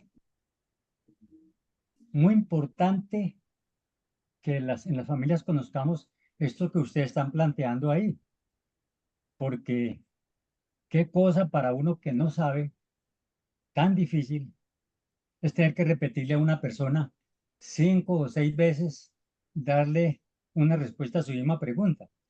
Eso, eso es muy, muy cruel. Y si uno no lo entiende, pues va a ser doblemente cruel. En el caso de los nietos y los jovencitos, llega el caso en que esa pregunta constante de la misma cosa se convierte en un objeto de burla. Se van a burlarse del otro que está preguntando, se embobó, preguntando la misma cosa, porque no entendemos que el otro tiene un problema en el cerebro y que ese cerebro pues le da para estar preguntándose por qué no lo maneja de la misma forma que lo maneja una persona que está en su estado normal. Entonces, eso que ustedes están enseñando aquí debiera ser parte de las enseñanzas en unas catequesis o en unos conversatorios con las familias. Que las familias todas sean conscientes de esto, porque uno conociendo lo que le está pasando al otro, pues de pronto uno puede tener la conciencia para decir, si Julano está así de esa manera y yo lo comprendo, pues yo tengo que cambiar mi actitud y tengo que ponerme al frente de esto. Y entonces me preparo buscando la asesoría con personas que me puedan orientar a mí para tratar ese caso, porque ese asunto casi que se deja al azar. Que tiene Alzheimer, que repite y repite como un loro, la misma cosa, pero nos quedamos ahí. No buscamos entenderlo, ni buscamos a que una persona nos dé la iluminación para enseñarnos qué es lo que nosotros debemos de hacer con este paciente. Muchas gracias. Muchas gracias, Arsay, por tu participación. Bastante interesante esa reflexión. Muchas gracias. Bueno, vamos a darle la palabra ahora a Claudia. Te escuchamos, Claudia. Buenas noches para todos. Bueno, primero muy interesante la charla y realmente ahora tocaron un punto que me pareció mucho más interesante y es que se sabe que, bueno, si lo miramos desde el punto de vista del Alzheimer como una enfermedad o, bueno, demencia senil o cualquiera de estas demencias, pues es un tema, digamos, muy puntual, pero es que también ahora decían ustedes de que la parte de envejecer también acaba con todas estas digamos, las mismas capacidades que tiene, no solamente por tener una enfermedad, sino que el hecho de ir envejeciendo le cambia mucho la vida a nuestros ancianos. Y a veces para uno, lo digo como hija, es difícil a veces vivir sin que tengan esa enfermedad, pero tener que estar a veces repitiendo, no porque tengan la enfermedad, sino porque simplemente ya su capacidad no es la misma que era cuando era joven y para uno que está más joven entenderlo se vuelve a veces complejo y ahí es donde estoy de acuerdo con lo que ustedes decían que tiene que haber mucho amor, pedirle mucho a Dios discernimiento y sabiduría para uno entender que sus ancianos llegaron a una edad en la que uno va a llegar en algún momento y que así como cuando fuimos niños, nuestros padres nos tuvieron la paciencia para enseñarnos y repetirnos muchas veces lo mismo, ahora a nosotros nos toca hacerlo del otro lado, como hijos entender esa parte de nuestros padres o ancianos que tengamos a cargo. Entonces, es bastante difícil, pero hay que ponerle todo el amor y todo el corazón y pedirle mucho a Dios para que uno tenga esa capacidad de poder atender bien a sus ancianos. Gracias. Gracias, Claudia. Si estás hablando de una actitud o una conducta anticipatoria, ¿no? Saber que uno también va a llegar a esa edad y lo que yo haga, pues muy posiblemente también lo voy a recibir, ¿no? Muy bien. Vamos a escuchar a Jamie y le damos otra vez la palabra a la doctora Verónica si tiene otra pregunta que va a sugerir, que nos va a seducir con esa pregunta. Gracias, Claudia. Puedes bajar la manito y vamos con Jamie. Escuchamos, Jamie. Hola, buenas noches a todos. ¿Me escuchan? Sí, Jamie, te escuchamos. Buenas noches. Pues qué pena la cámara, qué pena voy en trayecto para la casa. Muy interesante el tema y pues de pronto acotando a lo que dice el, el señor el capellán, no, ¿El diácono Juan el, Carlos? el diácono, sí señora, qué pena. Tranquila. Lo que dice el diácono, que realmente cuando las personas llegan pues a esta edad y pues máxime con esta enfermedad, además de tener la paciencia, además de tener pues todo el amor, pues de pedirle a mi Dios en su infinita sabiduría que nos llene a nosotros para poder brindarles a ellos ese bienestar que se necesita, es también el hacerlos a ellos útiles en que así la abuelita 5 veces nos haya remendado el mismo huequito, dejémosla que ella siga remendando. ¿Por qué? Porque a veces el limitarlos a ellos de hacer ciertas actividades, lo que se hace es incrementarles a ellos su enfermedad o hacerlos sentir desplazados, rechazados, aislados. Entonces, como en ese acogimiento, en ese en esa misma paciencia, es como que permitirles a ellos lo que desean hacer, que tengan la repetición de la repetidera, que tengan todas estas acciones, pero que les permitamos hacerlas, no coartarlos ni cohibirlos de hacerlo, sino permitirles hacerlo. Y es lo que nos pasa muchas veces en nuestras parroquias con las señoras de edad, que ellas son las que siempre quieren hacer el rosario, ellas son las que siempre quieren hacer las oraciones, entonces hay en parroquias en que no, pero es que ya está muy viejita y repite lo mismo, pero hombre, démosles espacio, entonces de pronto es como coger este grupo de señoras y de buena manera, pues irles como indicando, venga, sí, el resto es muy lindo, es muy pero entonces hagámoslo de esta forma, pero entonces darles ese espacio, de esa importancia, ese reconocimiento para que ellas a su vez también pues nos enseñen, porque para mí es una enseñanza cada vez que las escucho a ellas con sus miles de letanías, y que los jóvenes ahora poco manejan, y se aburren de escucharlas, pero que son importantes y necesarias que nos aprendamos. Entonces, como darles este espacio a ellas. Entonces, no sé de qué forma nos unimos todos y lo hacemos. Muchas gracias, Jamie. Claro que sí. Darles esa voz, tenerles esa paciencia y en ningún momento pues hacerlos sentir mal, hacerlos discriminarlos, ¿sí? Invisibilizarlos, ¿sí? Esa es como la idea de tu aporte. Muchas gracias, Jamie. Bueno, doctora Verónica, no sé si hay otra pregunta. Quiero hacer algunas acotaciones conceptuales para que en las familias estemos como alineados un poco en el discurso. Escuchamos, creo que en varias intervenciones, la expresión demencia senil. Entonces, y creo que eso era lo que me estaba diciendo el diácono, que hiciéramos el ajuste. Resulta y pasa que la expresión demencia senil estamos intentando recogerla del discurso. Ya no la debemos utilizar. ¿Por qué?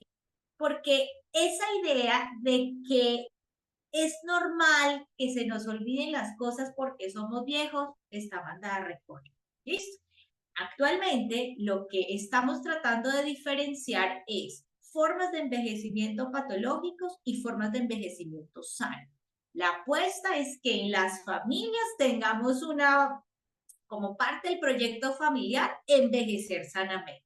Pero ya cuando tenemos una realidad como la del Alzheimer, que como diríamos nos reventó en la cara esta realidad, estamos allí enfrentando una situación de envejecimiento patológico.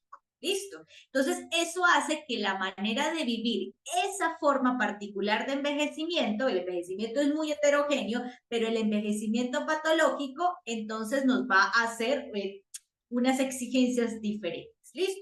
Entonces, cuando hablamos de envejecimiento patológico, entonces allí tenemos dos formas de nombrar: el deterioro cognitivo leve y los trastornos neurocognitivos mayores, ¿sí?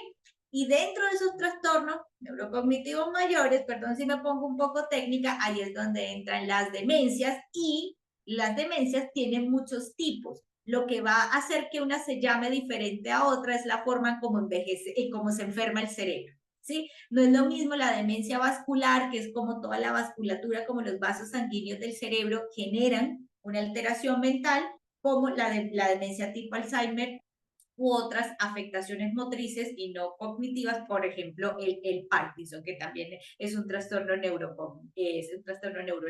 ¿Listo? Entonces, ahí como muy importante que no utilicemos ya el término demencia senil, ¿vale? Ahora, decíamos al principio que las personas con Alzheimer o con otros tipos de demencias necesitan amor. Eso es verdad, pero no solamente necesitan amor, necesitan buena alimentación, necesitan actividad física, necesitan estimulación cognitiva, necesitan participar socialmente, y lo que decía ahorita la última persona, no recuerdo el nombre que hizo la intervención, sí, necesitan roles sociales. Pero no es solamente como que, ay, yo te dejo hacer este pedacito, no. En la medida que sus capacidades se los permitan, deben tener roles y responsabilidades dentro de la familia, porque eso, unido con el ejercicio, la buena alimentación, el afecto y la estimulación cognitiva y la participación social, van a lentificar el deterioro, van a cambiar la forma en la que se deteriora el cerebro. ¿Listo? Entonces, hay unos factores biológicos, eso es cierto, pero los factores de la interacción social que en familia y en comunidad podemos ofrecerles a las personas que tienen diagnósticos de demencias tipo Alzheimer, que es la más común, podemos hacer un cambio en la historia. Entonces, quería hacer esas acotaciones para las familias que nos acompañan. Yo quisiera, digamos, hacer también en relación a lo que la doctora decía. Bueno, yo por le dejé la tarea de que definiera el concepto de demencia senil, porque pues eso nos aclara de que la demencia no está asociada a la senitud, ni la senitud está asociada a la demencia.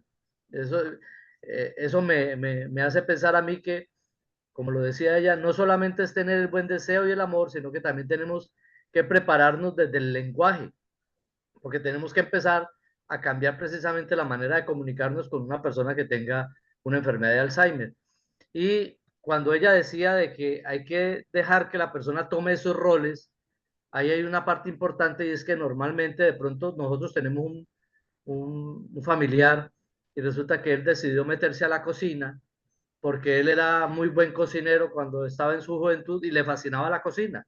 Lo más seguro es que esa persona va a tener, digamos, esos deseos de desarrollar esa actividad de cocina y lo que yo puedo hacer como familiar es dejar que ese familiar haga hasta donde él pueda hacer.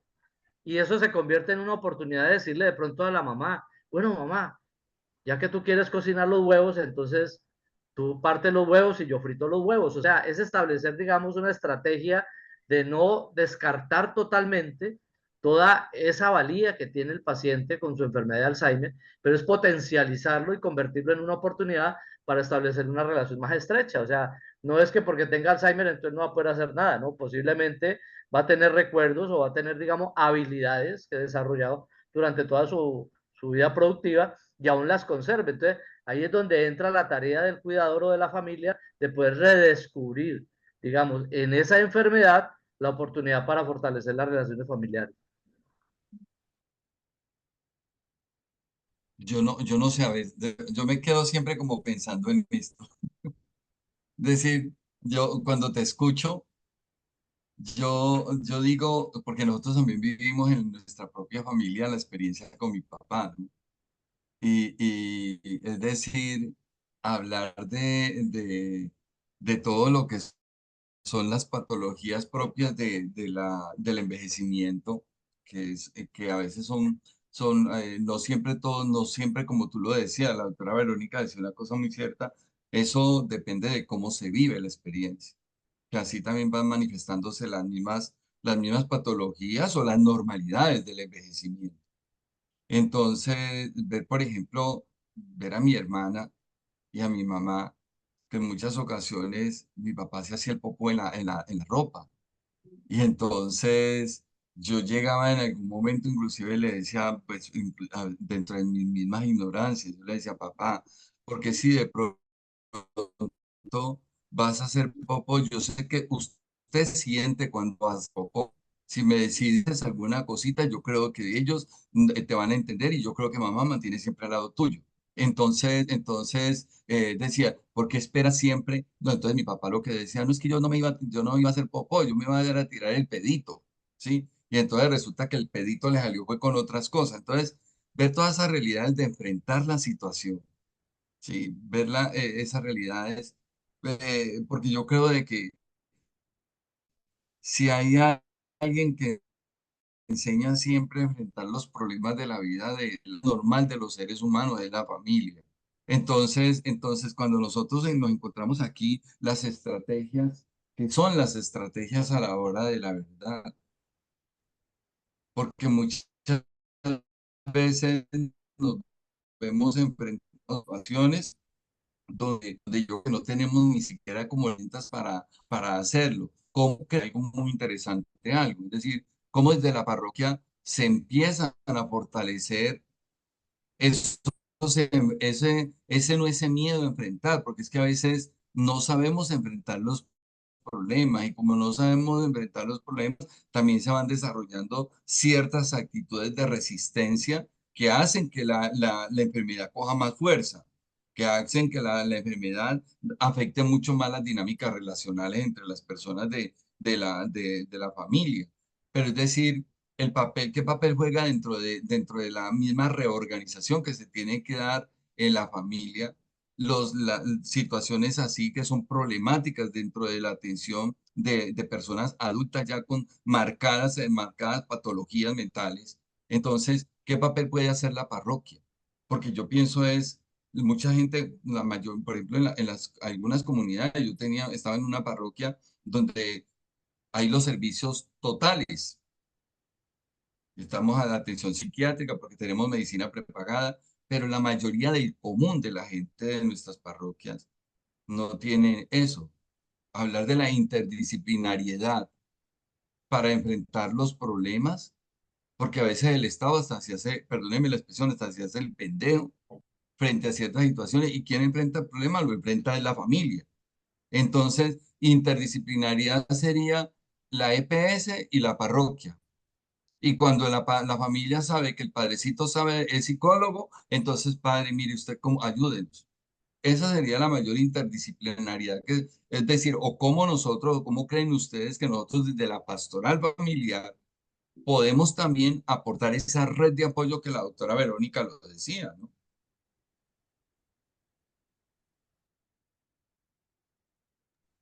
Pues padre, digamos, yo voy a dar mi punto de vista desde la parte pastoral. La doctora Verónica nos ayudará de que ella debe tener el conocimiento de que, pues dentro de una realidad como una enfermedad de Alzheimer, pues hay que evaluar realmente el estado de la enfermedad, ¿sí?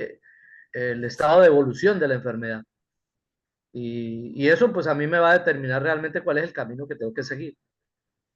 En relación, digamos, a qué puedo hacer yo desde la parroquia, o sea, nosotros como pastoral, y usted lo sabe, padre, y usted lo ha planteado de manera muy sabia, es el tema de establecer los vínculos y las redes de apoyo, digamos, a cada una de las situaciones que se nos van a presentar, por ejemplo, en el caso de las personas mayores.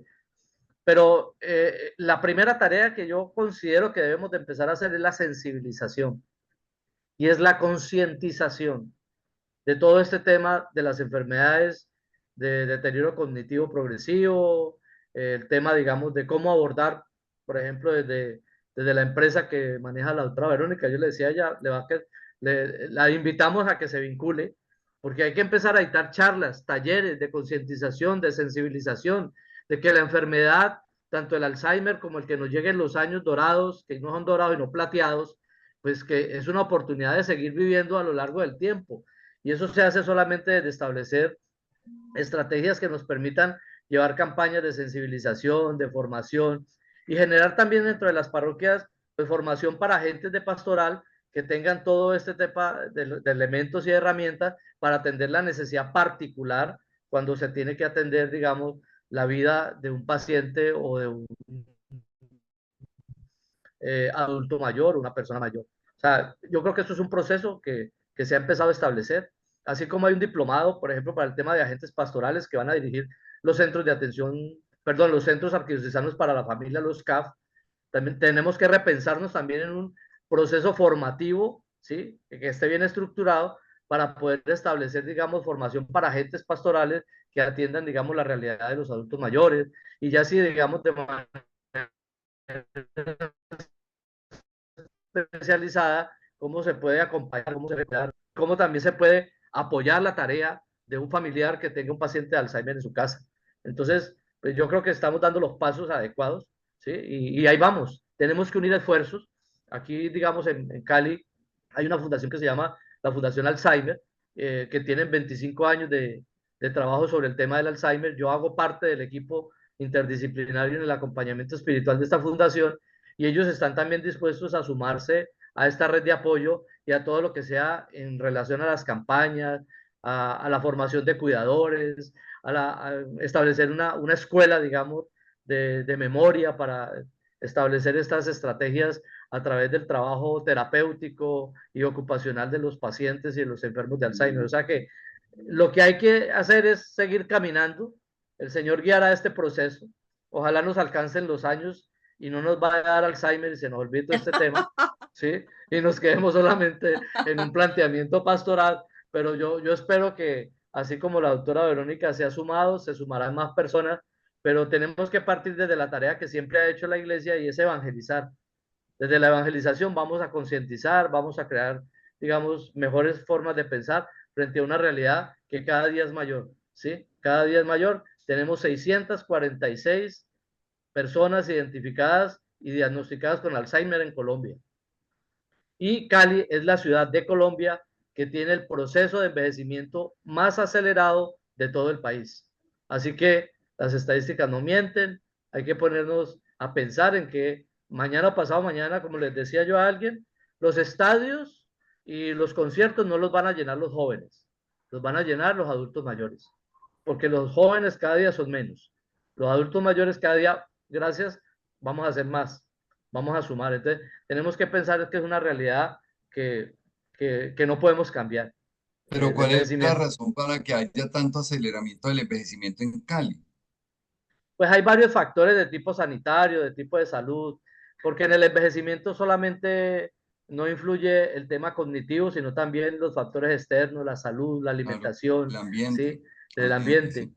¿Sí? Pues ya digamos, si vamos a hablar de esos temas de estadísticos de salud, también están las cifras, pero es un estudio muy serio que ha hecho el Ministerio de Salud y nosotros somos la ciudad que tiene el mayor porcentaje de envejecimiento en relación a otras ciudades en Colombia.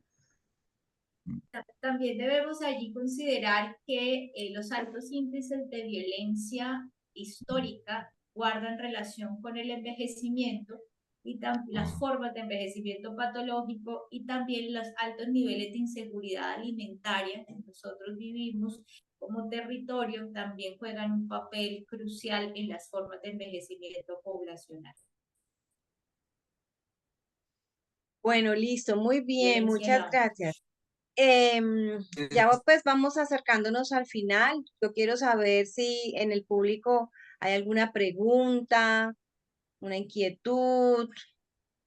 Ya nos estamos acercando al cierre de este encuentro que ha sido tan nutritivo, tan enriquecedor.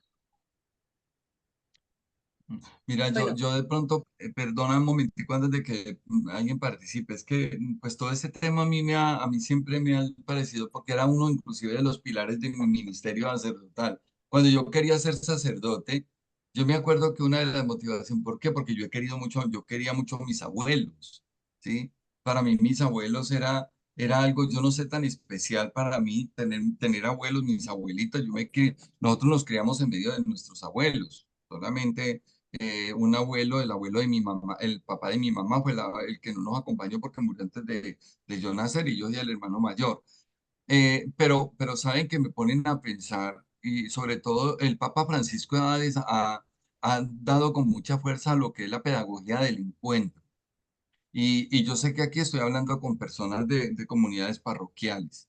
Eh, Sé que es mucho más fácil a veces hacer una rifa, hacer cualquier cosa que nos produzca plata rápido, pero pastoralmente yo he sentido que ha fortalecido mucho más la vida de las familias cuando nosotros en las parroquias generamos actividades de encuentro. Llámese una kermés, llámese un bingo, llámese una actividad donde confluyan inclusive las experiencias. ¿Por qué? Porque de pronto a veces el discurso es sustituido, por eso dice que una imagen puede más que 1000 palabras.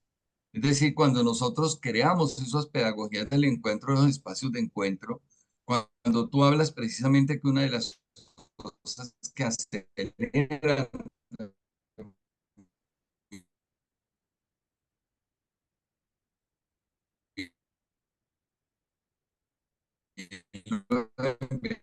índice de mayor violencia, a veces todas esas realidades. Hay una cantidad de comedores comunitarios que se han desarrollado aquí también y es bastante particular porque Monseñor Darío de Jesús decía de que en el valle tiene hay mucha gente con plata, hay mucha gente con plata. Y él decía, y puede ser que aquí haya más gente con dinero que en cualquier parte del país. Pero es chistoso. Tenemos también los altos índices de violencia y toda cantidad de cosas y todo. Entonces, yo pienso que nosotros no podemos ser negligentes a invitar a nuestros párrocos y a motivar a nuestros párrocos, no a que hagan una rifa, porque es que una rifa obviamente nos da plata más rápida, pero a veces esos espacios de donde confluyen las experiencias familiares, donde aprendemos a ver, es que hay cosas que enseñan mucho cuando uno ve que estos dos hijos como tratan a su mamá y yo a veces tan duro que soy con mi papá, esos ejemplos hay que suscitarlos, pero se suscitan es en espacios de pedagogía de encuentro, que es lo que dice el Papa, ¿no? Con eso cierro. Yo solo quiero pedirles minuto y medio al final de la charla para terminar con la oración de un enfermo de Alzheimer. claro que sí, claro que sí. Doctora Verónica, una preguntita que a veces, así como decías que había que desmitificar o derrumbar ese término de demencia senil, ¿nos puedes explicar así de manera sencilla que a veces se tiende a confundir vejez y envejecimiento. ¿Cuál es esa gran diferencia para que el día de hoy nos quede totalmente claro? Vejez es etapa, envejecimiento es proceso.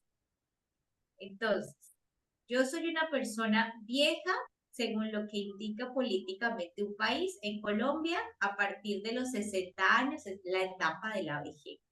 El envejecimiento es un proceso constitutivo del desarrollo biológico y humano que está desde el momento del nacimiento. Todo el tiempo estamos envejeciendo, pero a partir de los 28 y los 30 años, nuestros órganos empiezan a perder su capacidad funcional y eso se empieza a expresar después de los 55 o 60 años. Vejez es una etapa de la vida, envejecimiento es un proceso permanente, incluye ganancias y pérdidas. O sea que, y en relación, perdón, ya te doy la palabra, diácono. O sea que si hay personas que siendo aún joven, muy joven, pueden estar entrando en ese envejecimiento, o sea, siendo incluso sin llegar a la vejez, pueden sentirse en esa etapa de que van perdiendo, de que no se sienten funcionales, de que ya no se sienten con las... ¿Sí me hago entender? O sea, biológicamente todos estamos envejeciendo de alguna manera porque hay una programación de finitud del cuerpo físico y de la vida física, ¿sí? Sino que es en la etapa de la vejez, donde el proceso del envejecimiento toma unas características particulares que son las que nos convocan, como por ejemplo la posible pérdida de las funciones cognitivas, la pérdida de otras funciones corporales o de los trastornos neurocognitivos, pero también la vejez como etapa, gracias al proceso del envejecimiento, tiene unas ganancias maravillosas alrededor de la experiencia, alrededor de la sabiduría. Incluso hay formas de flexibilidad cognitiva muy especiales que se ven en la vejez por el proceso de envejecimiento. Ya. Muchas gracias. ¿Qué vas a decir, diácono? y ahí, en relación a eso, también hay que tener, digamos, hablando del Alzheimer, es importante tener presente de que, aunque el Alzheimer no es propiamente, digamos, una enfermedad que se dé en la etapa, digamos, adulta, porque se puede dar también en etapa temprana. Por eso un diagnóstico temprano nos puede determinar a nosotros qué tipo de Alzheimer tiene la persona. Porque hay un Alzheimer de tipo genético, que de hecho, pues el doctor Lopera, que acabó de fallecer, él determina que el gen paisa es el que produce ese Alzheimer genético que se da en el departamento de Antioquia, cuando el Alzheimer no es genético, sino que es parte, digamos, de una sumatoria de causas. Esas causas se dan a lo largo precisamente del proceso de envejecimiento. Por eso tenemos que procurar tener una nutrición sana, cero tabaquismo, cero alcoholismo. Está comprobado que, aunque no es una regla para todas las personas, el poder ejercitar el cerebro desde muy temprana edad en temas de lectura, en temas, por ejemplo, de la práctica y la disciplina espiritual, pues esos son factores que ayudan, digamos, a que ese Alzheimer, si se tiene que determinar en una persona, se desarrolla a una edad mucho más avanzada. Por eso los factores de riesgo, que son el tabaquismo, el alcoholismo, el mismo ambiente, el sedentarismo, pues los podríamos nosotros también incorporar como una cultura de autocuidado cuando la persona es consciente a muy temprana edad de que el llevar una vida disciplinada, una vida espiritual, una vida orante, ser una persona que esté alejada, digamos, de los excesos, de los vicios, de los consumos, eso también va a determinar de que usted pueda tener mayor protección sobre el deterioro cognitivo que se produce en la enfermedad del Alzheimer. Entonces, es también como generar esa cultura del autocuidado, ¿sí? Y hablar de que hay factores que podemos determinar a muy temprana edad y empezar a tener, digamos, una vida de mejor calidad. Hay unos estudios por ahí en Estados Unidos que, pues, esto no es siempre igual, pero se dicen de que las personas de las profesiones que menos producen Alzheimer son las profesiones que están vinculadas a el ejercicio espiritual, es decir, los sacerdotes, las monjas, ese tipo de personas tienen menor prevalencia. ¿Pero es por qué? Porque también tienen incorporados una mejor vida, digamos, a lo largo de su envejecimiento, comen bien, duermen bien, no fuman, pues algunos no toman, y eso ayuda, digamos, a la prevención del Alzheimer en la vida de las personas. El autocuidado, claro que sí, importantísimo. También, muy bien, muy bien. Bueno, no sé, ya vamos llegando a la última parte. Padre, algunas palabras para que le dejemos el espacio al diácono Juan Carlos para la oración. No sé si la doctora Verónica quiere hacer algo de cierre, porque pues ahora sí ya estamos finalizando este encuentro de hoy.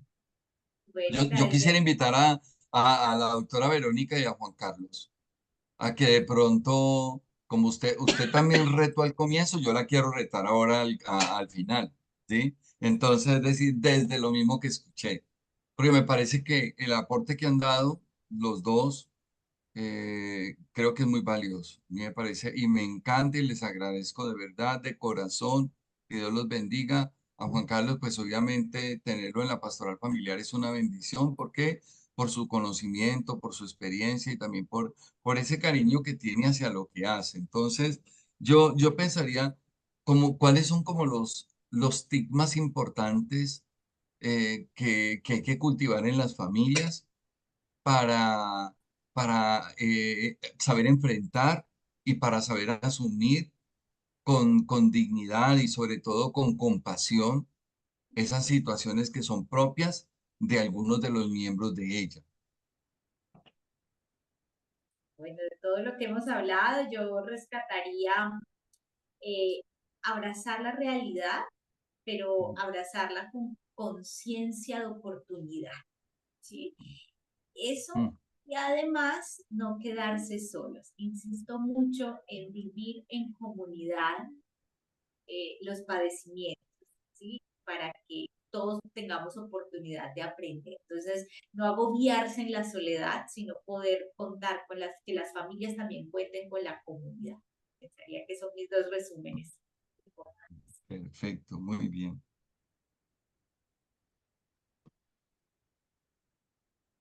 No te escuchamos, Juan. No te estamos escuchando. Ya, ahorita sí, sí. Pues todos tenemos un gran reto como cristianos, como creyentes, y es que las cosas cuando se hacen de manera compartida son más fáciles de sobrellevar. Mm, Y el consumismo, la misma dinámica de la vida nos ha introducido, digamos, en un pensamiento individualista, o sea, cada uno resuelve lo suyo, cada uno trabaja por lo suyo, cada uno pues se preocupa por lo suyo, y ese individualismo nos ha llevado precisamente al fraccionamiento de las mismas familias, ¿no? mm, Y cuando uno entiende que el valor fundamental de la vida, de la historia y todo lo que uno tiene como ese depósito de fe, lo tienes en la familia, pues uno regresa a ella. Entonces, nosotros como iglesia tenemos ese gran reto, que es evangelizar, evangelizar, de que pues la familia es lo, como lo dice uno coloquialmente, ¿no? Es lo más importante en la vida. Entonces, total. esa revaloración o esa priorización, pues tenemos que como recalcarla de manera muy insistente, ¿no? Ujú. ¿Qué tan Sí, señor. importante es lo que nosotros decimos de que la familia es lo más importante en la vida? Ujú. Porque ahí es donde realmente, así como se pueden generar los problemas del ser humano, ahí es donde se tendrían que resolver los problemas del ser Claro. humano, dentro de la familia. Y pues ahí a cada uno nos toca es, pues las familias cada día inclusive adquieren unas connotaciones totalmente diferentes, ya no hay un solo modelo de familia, sino que hay un poco, entonces no dejarnos desviar también de lo que nos ofrece el mundo y seguir insistiendo en que en la medida que nosotros podamos construir esa familia que nos ofrece el modelo de Nazaret, pues hay que seguir trabajando porque Claro. esa es la única familia que debiera existir y es la que va a salvar del caos a toda esta sociedad en la que nos estamos consumiendo y matando los unos a los otros. Muy bien, muchas gracias. Bueno, muy bien, de verdad que muchísimas gracias a todos los participantes el día de hoy. Gracias por haber sacado pues estas 2 horitas de este jueves. Recuerden que el último jueves de cada mes pues es la apuesta que tenemos desde la coordinación de la formación de la pastoral, este conversatorio, pues, que llamamos conversaciones para parejas y familias, donde vamos a tocar diferentes temas y vamos a tener invitados. Siempre va a ser el último jueves de cada mes. En octubre no lo haremos el 31, que es el último jueves, sino el 24. Ya les estará llegando la información, qué tema vamos a tratar y quiénes son los invitados. Pero muchas gracias por la asistencia. Esperamos pues que este espacio haya sido interesante, haya sido enriquecedor, confrontador también, reflexivo, en fin, que nos haya aportado pues para nuestra vida. Gracias a la doctora Verónica por aceptar pues la invitación, aprendimos muchísimo. Gracias por ese carisma, por todo lo que habla con esa emoción y pasión, ¿cierto, padre? Sí, muy bien, Sí, y señor. el diácono Juan Carlos, pues también por todo su aporte, experiencia, todo ese saber que tiene. Entonces vamos a cerrar la sesión con la oración, ¿no? Diácono, que usted dijo que íbamos a hacer, ¿cierto? Padre, ¿usted necesita otra información o ya con la oración del diácono damos por cerrado el espacio? Sí, no, simplemente es primero agradecerle a la doctora Angélica porque también, es decir, el cariño de estar allí sabiendo de tantas ocupaciones que tiene y saber que lo hace de verdad con tanto amor. Gracias, Angélica, porque de verdad que lo único que uno tiene que darle siempre a Dios es gracias por todos esos ángeles que le va colocando uno en el camino donde le muestra que vamos por el camino, vamos con el camino. No es una realidad, esto es una experiencia que estamos apostando de sentirnos que todos somos corresponsables en el aprendizaje, ¿no? Y yo creo de que sentir que aquí hay muchos saberes y son saberes que a veces no los aprovechamos y tener la oportunidad de tenerlos en un espacio, qué rico que los difundamos. O sea, esto es una experiencia que primero no tiene un valor, no tiene, el único valor es el amor. Ahí otra vez volvemos a esas deudas de amor y esa filosofía del amor, esa teología del amor, que yo creo que es lo que fundamenta propiamente la vida. Entonces, no, terminemos con la oración de Juan Carlos y me uno a la gratitud que tú le das a la doctora Verónica y al diácono y a todos los participantes. Claro que sí. Agradecerles a todos por este espacio, al padre José Guillermo, a Verónica, Angélica y a todos los que nos acompañaron durante esta transmisión. En el nombre del Padre, del Hijo, del Espíritu Santo. Amén. Oración de un enfermo de Alzheimer. Ora por mí, yo fui como tú. Sé amable y cariñoso conmigo. Trátame bien como yo te hubiera tratado. ¿Recuerdas que una vez fui padre y esposo? Yo tenía una vida y un sueño para el futuro. Háblame, te oigo, e incluso si no entiendo lo que estás diciendo, háblame de las cosas de mi pasado, de las cuales todavía se pueden relacionar. Sé considerado conmigo. Mis días son una lucha. Piensa en mis sentimientos, porque todavía los tengo y puedo sentir dolor. Trátame con respeto, porque yo los hubiera tratado de esa manera. Piensa en cómo era yo antes de que llegara la enfermedad del Alzheimer. Estaba lleno de vida. Yo tenía una vida. Te hice reír y te amé. Piensa en cómo estoy ahora. Mi enfermedad distorsiona mi forma de pensar, mis sentimientos y mi capacidad de respuesta, pero yo aún te amo, incluso si no puedo decírtelo. Medita acerca de mi futuro, porque también tengo uno. Recuerdo que estaba lleno de esperanza para el futuro, al igual que hoy. Piensa en cómo sería tener las cosas bajo llave en tu mente y no poder dejarlas salir.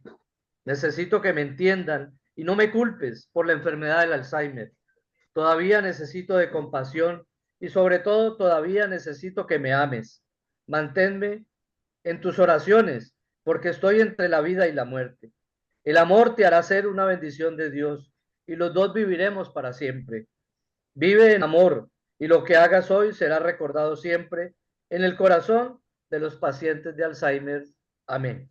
Amén. Amén. Muy bien. Muy bien. Bueno, Bueno, feliz que el noche Señor nos bendiga a entonces. todos. Ujú. Hágale, padre, hágale. Que el Señor nos bendiga a todos, que nos conceda una feliz noche, que Dios bendiga a nuestras familias. El Papa Francisco dice una frase muy linda que es como uno de los eslogans de mi trabajo y es, la familia nunca es un problema, la familia es una oportunidad, dice el Papa Francisco. La familia nunca será un problema, la familia es una oportunidad. Pues que Dios bendiga esas oportunidades que nos da el Señor de sentir que no hay nada que nos desbarate si hay amor entre nosotros. Claro que Un sí. abrazo para todos, feliz noche. Buenas Chao, noches. Feliz chao. noche. Adiós, padre. Chao, Feliz Verónica. noche. Que Chao, Dios los Angélica. Chao, bendiga a todos. diácono. Feliz noche, Juan Carlos, Bueno, doctora amén. Angélica, Dios me los bendiga a Aquí todos. me quedó, padre, para lo de descargarla Muy bien. con Luz Ángela. Este conversatorio se va a subir al YouTube de la pastoral, entonces por si de pronto alguno lo quiere también tener ahí para que lo puedan descargar. Chao, Jamie. Feliz noche. Chao, Feliz Jamie. noche, hasta Chao, luego. Chao, Jamie. Claudia. Chao, Sarcey, Chao, Claudia, Antonio, Juan Chao, chao. Carlos, Pilar. Claudia, Claudia, a John, todos. Pilar, Sarcey, eso, muy bien, Paola, Eso, todo. a Feliz todos. noche. El Señor les Ok. bendiga. Amén. Amén, igualmente. Hasta mañana, muchas gracias. Hasta mañana, padre. Chao, Dios te Luz bendiga. Ángela. Muchas No, gracias. Luz Dios los Ángela, bendiga a espere, ustedes. Hasta espere, mañana a espere. todos. Se fue Luz Ángela. ¿Qué hago entonces aquí? No, ya ciérralo, pero no Cierra vas la a cerrar reunión. usted salga de la reunión y entonces deje lo que descargue. No, no, ¿cómo así? Espera un momentico. ¿Cómo que me salgo de la reunión? Si me salgo de la reunión, pasa lo de Finalizar la hace. reunión, pero no vaya a cerrar el YouTube. Ve, el Zoom no lo vaya a cerrar. Simplemente termina la reunión, Dejo de pero no vaya a grabar. salir. Dejo de grabar. ¿Ya? Usted con que salga, ya inmediatamente se empieza a convertir.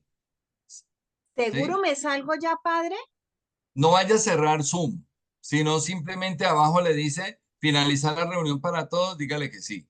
Aquí dice abandonar. Me voy a meter en abandonar, Abandone, sí. Y padre. entonces no vaya a cerrar Zoom, solamente abandonar. Y cuando Él abandone, empieza, y cuando abandone, ¿qué más? inmediatamente empieza a cargar, inmediatamente empieza a convertir. Eso demora por ahí como una media horita. Y luego, y luego, ¿qué hago con eso? Lo guarda, él le va a decir, lo va a guardar y entonces le pide el archivo, entonces déjalo y luego entonces le llamamos a Sarita para que nos ayude. ¿Listo? Oye, ahorita llamamos a Sara. No, Padre, o mañana, así tú que, tienes el anfitrión, padre José Guillermo. El que termina la grabación eres tú. Ciérrala. yo sé que la tengo que, ¿sí? Sí, señor. Bueno, sí está grabando, entonces voy a guardarla entonces. Yo la guardo, ¿listo? Angélica, Bueno. listo. Yo tengo el anfitrión, ¿cierto? Finalizar la reunión. Sí, señor. Chao, Sí, chao, señor. Luz Ángela, gracias. Chao. Chao, padre. Chao.